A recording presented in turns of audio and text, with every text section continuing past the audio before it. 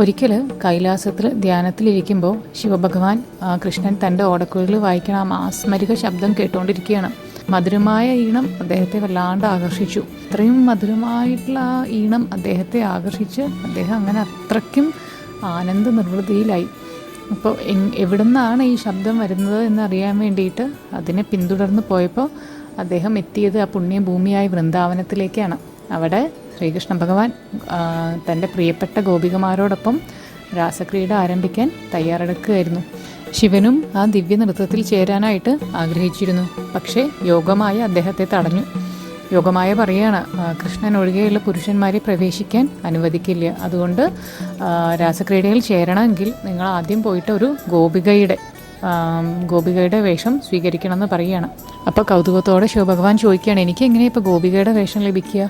അപ്പോൾ അവർ പറയുകയാണ്, വൃന്ദാദേവിയുടെ അഭയം തേടിയ നിങ്ങൾക്ക് ആവശ്യമുള്ള രൂപം സ്വീകരിക്കാൻ കഴിയുമെന്ന്. അങ്ങനെ ശിവഭഗവാൻ വൃന്ദാദേവിയെ സമീപിച്ചു. അവർ വൃന്ദാവനത്തിലെ മാനസ സരോവരത്തിലെ വെള്ളത്തിൽ കുളിക്കാൻ നിർദ്ദേശിച്ചു. തടാകത്തിൽ നിന്ന് പുറത്തു വന്നപ്പോൾ ഭഗവാൻ ശിവൻ ഒരു സുന്ദരിയായിട്ടുള്ള ഗോപികയായിട്ട് രൂപാന്തരപ്പെട്ടിരുന്നു. അങ്ങനെ രാസക്രീഡ ആരംഭിച്ചു.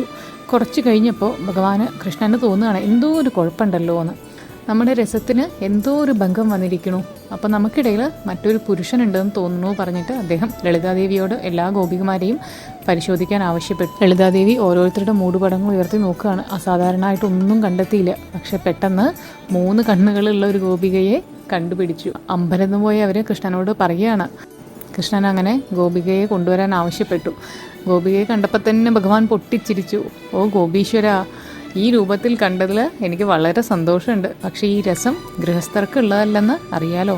പങ്കെടുക്കാനുള്ള ആഗ്രഹം നിറവേറ്റിയതിനാൽ രസത്തിൻ്റെ ദ്വാരപാലകൻ്റെ സ്ഥാനം ഞാൻ വാഗ്ദാനം ചെയ്യുകയാണ്. ഇനി മുതൽ എല്ലാ ഗോപികമാരും ഭഗവാനെ ആദരിക്കുകയും ഗോപീഭാവം കൈവരിക്കാൻ ശിവഭഗവാന്റെ അനുഗ്രഹം തേടുകയും ചെയ്യുമെന്ന് കൃഷ്ണൻ പറയുകയാണ്.